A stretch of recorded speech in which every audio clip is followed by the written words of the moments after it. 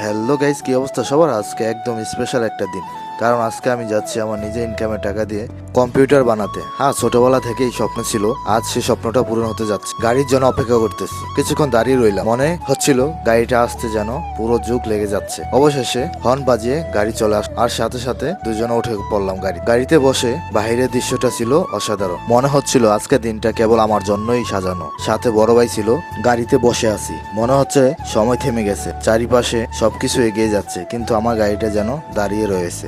চলে আসলাম মালয়েশিয়ার সব থেকে বড় মার্কেট লয়েড প্লাজারে। মার্কেটের ভিতরে এসে মনে হলো আমি যেন এক জাদু রাজ্যে ঢুকে গেছি। চারিদিকে মনিটর, কিবোর্ড, মাউস, আর আমি একেবারে শিকারির মোড়ে নিজের কম্পিউটার খুঁজতে নেমেছি।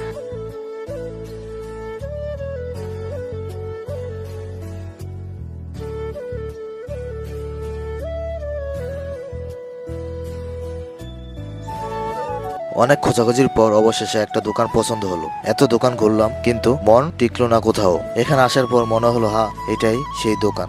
জিনিসপত্র একদম আমার মনের মতো। এখন দেখি বাজেটের সাথে মিলে কিনা। যদি মিলে যায় তাহলে আজকেই এখান থেকে কিনবো। আসলে আমার বাজেট থেকে একটু বেশি, কিন্তু কি করব, পছন্দ তো হয়েই গেছে। মনে হচ্ছে আজকে বাজেটকে একটু বাড়াতেই হবে, কারণ মন তো আর প্রতিদিন এক জিনিসে আটকায় না।